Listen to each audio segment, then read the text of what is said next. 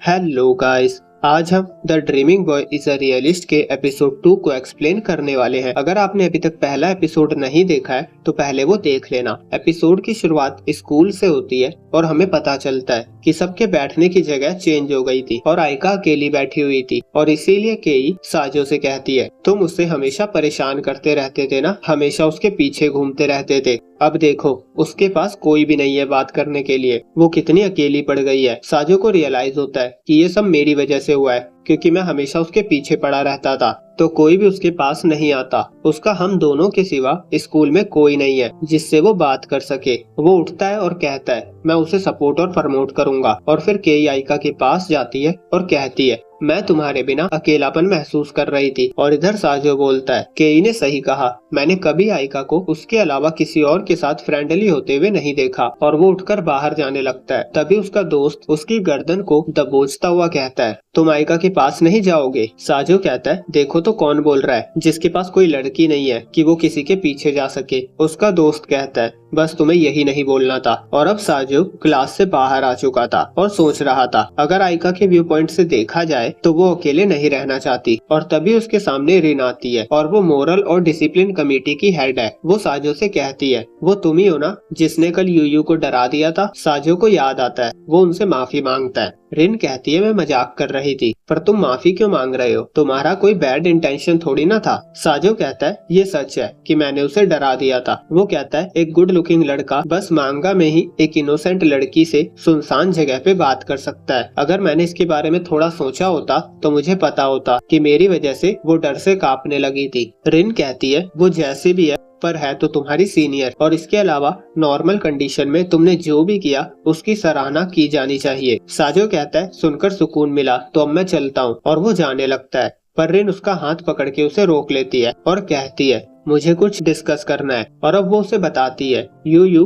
Moral और discipline committee की member है। वो हार्ड वर्किंग है, सिंसियर है, पर वो अकेली ऐसी नहीं है। सभी कमेटी मेंबर सेम है, सबको काम करने से खुशी मिलती है, पर टाइम टू टाइम सभी अपना कॉन्फिडेंस खोते जा रहे हैं और निराशावादी बन रहे हैं। और क्योंकि मैं इस बारे में कुछ नहीं कर पा रही हूँ तो मैं खुद को भी प्रॉब्लम समझती हूँ और मैं चाहती हूँ कि तुम मेरे टीममेट्स की हेल्प करो। वो बताती है, वो सबको हमेशा इनकरेज करती है, पर सब ये बोलते हैं कि आप हेड हो, आप कर सकती हो। साजो कहता है, आप उनकी फीलिंग को नहीं समझ सकती, आप उन्हें वैसे नहीं समझ सकती जैसे एक आउटसाइडर समझ सकता है। वो बोलता है, नॉर्मली हम ये उम्मीद नहीं करते कि हमारी सीनियर हमें इनकरेज करे। रिन कहती है, तो मैं क्या करूँ? साजो कहता है, बस उनकी पीठ थपथपाओ। रिन कहती है, बस इतना ही? साजो कहता है, एक जूनियर को सीनियर से इतना ही चाहिए होता है। और अब साजो जाने लगता है और रिन उससे उसका नाम पूछती है। साजो उसे अपना नाम यामाजाकी बताता है, जो कि एक्चुअली में उसके दोस्त का नाम था। और फिर अगले मॉर्निंग का सीन आता है और हम साजो को घर पे सामान उठाए हुए देखते हैं और उसकी सिस्टर कह रही थी, अगर तुमने इसे गिराया तो मैं तुम्हें कभी माफ नहीं करूंगी। और फिर वो पूछती है, क्या तुमने आयका से बात करी? साजो कहता है, हम बस क्लासमेट हैं। उसकी सिस्टर कहती है,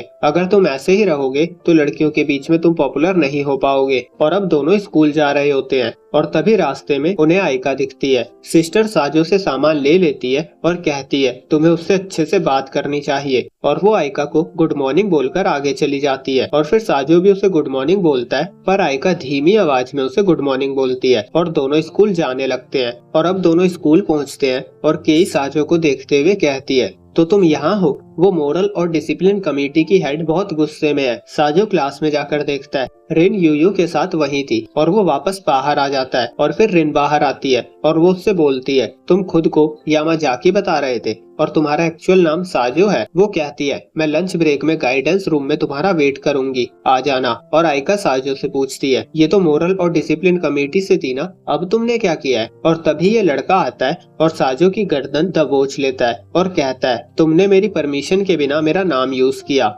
साजो कहता है, वो तुम्हारे टाइप की है, और यामाजाकी पिघल जाता है। और अब केई साजो की गर्दन दबोचती हुई कहती है, तुम रिन को कैसे जानते हो? साजो कहता है, लंबी कहानी है और मैंने दूसरे का नाम यूज किया था। केई कहती है, इडियट, ये उसकी नजर में अच्छा बनने का मौका था। और अब हम गाइडेंस रूम में रिन, यूयू और साजो को देखते हैं और रिन बोल रही थी, तो तुम माफी मांगने से मना कर रहे हो? और साजो कहता है, नहीं, मैंने कल आपका लंच टाइम वेस्ट कर दिया था जिसके लिए मुझे पछतावा है, तो इसीलिए आज मैंने इसे सुधारा है और मैं ये लेकर आया हूँ। रिन उसे ले लेती है और कहती है, यूयू भी यहाँ है। तो साजो यूयू को ट्रायंगल चॉकलेट देता है। यूयू घबरा जाती है और सॉरी बोलकर पीछे हो जाती है। तो साजो चॉकलेट को भी रिन को ही दे देता है। अब खाना खाने के बाद रिन पूछती है, तुमने झूठ बोला था, क्या वो प्रैंक था या कोई रीजन है इसके पीछे? साजो कहता है, मुझे लगा था किसी मोरल और डिसिप्लिन वाले को मेरा नाम याद रहने से मुझे प्रॉब्लम हो सकती है, इसीलिए मैंने क्लासमेट का नाम यूज किया। रिन कहती है, तो क्या इसका मतलब ये नहीं हुआ कि तुमने अपने क्लासमेट को मुसीबत में डाल दिया? साजो कहता है, वो तो खुश था। रिन कहती है, एक लड़का जो अपना नाम बताने से खुश नहीं है, उसका क्लासमेट क्यों खुश होगा? यूयू अपनी गर्दन हिला रही थी। तो साजो कहता है, यूयू भी इस बात को समझती है और यूयू कहती है, शायद वो खुश है क्योंकि आप सुंदर हो। रिन कहती है, अब तुम ऐसी अजीब बातें मत करो, और वो साजो से कहती है, दूसरे का नाम यूज करना अच्छी बात नहीं है। साजो उससे सॉरी कहता है और वो जाने लगता है। रिन उसे रोकती है और कहती है, ये मेन टॉपिक नहीं था। और आगे वो कहती है, यूयू परेशान हो रही थी कि उसने तुम्हारा ऑफर रिजेक्ट कर दिया था, इसीलिए वो तुमसे माफी मांगना चाहती है। और यूयू उसे सॉरी कहकर बोलती है, मैं लड़कों के सामने इनसिक्योर हो जाती हूँ, पर मैं इसे ओवरकम करने का ट्राई कर रही हूँ। और साजो उसे गुड लक बोलकर निकल जाता है। और अब केयू से कहती है, साजो इधर आओ। और अब साजो देखता है कि आइका के पास बहुत सारे स्टूडेंट थे। केई बताती है कि सब उसकी सिस्टर को देख रहे हैं, वो उन्हें बहुत अच्छी लग रही है और वो थोड़ी सी बातें करते हैं जो कि हमें नहीं पता चलती। और फिर साजो को उसकी सिस्टर का मैसेज आता है और साजो जाने लगता है और आइका उसे देख लेती है और वो केई से पूछती है, क्या हुआ? केई कहती है, वो पूछ रहा था तुम्हारी छोटी बहन कितने साल की है। और इधर साजो की बहन ने उसे स्कूल के बाद काउंसिल रूम में आने को बोला था। और अब हम साजो को काउंसिल रूम में देखते हैं। वो कहता है, तुम्हें क्या चाहिए? सिस्टर उसे कुछ पेपर वर्क का काम देती है। साजो कहता है, तुम काउंसिल की वाइस प्रेसिडेंट हो, तुम किसी को भी इसके लिए बोल सकती हो। पर सिस्टर कहती है,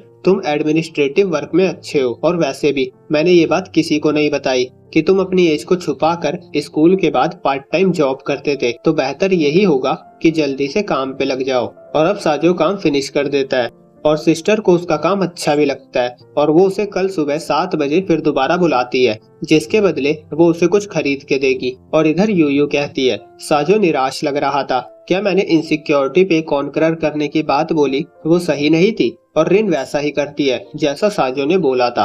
वो उसके शोल्डर पे जाके हाथ रखती है और कहती है, तुम कर लोगी। और अब अगली सुबह आइका क्लास में आती है और देखती है साजो का बैग डेस्क पे रखा हुआ था और वो मुंह बनाती हुई अपनी सीट की तरफ जाने लगती है। और एक लड़की उससे कहती है, क्या मैं तुम्हारे घर आ सकती हूँ? मैं तुम्हारी छोटी बहन को देखना चाहती हूँ। और तभी केई भी आकर कहती है, मैं भी चाहती हूँ। आइका उसे हाँ कर देती है। तभी साजो भी क्लास में आता है और केई उससे कहती है, हम आइका के घर जा रहे हैं। साजो कहता है, पर मेरा लेवल इतना नहीं है। और ये लड़का कहता है, उसका घर कोई कैद खाना थोड़ी ना है। साजो पूछता है, क्या इतने सभी का आना ठीक होगा? और आइका कहती है, मैं अपनी सिस्टर को तुम्हारे पास नहीं आने दूंगी। साजो कहता है, मुझे पता था। और अब स्कूल ओवर होने के बाद साजो जाने लगता है। आइका उसे रोककर पूछती है, तुम सच में नहीं आ रही हो? पर तभी रिन आ जाती है और कहती है, मैं साजो को ले जा रही हूँ, तुम्हें कोई प्रॉब्लम तो नहीं है ना? अगर तुम किसी चीज पे बात कर रहे हो तो मैं वेट कर लेती हूँ। आइका कहती है, नहीं ठीक है। और अब दोनों थोड़ी दूर जाते हैं और साजो रिन से पूछता है, क्या बात है? रिन कहती है, मैं तुम्हें थैंक यू बोलना चाहती थी, मैंने तुम्हारी एडवाइस फॉलो करी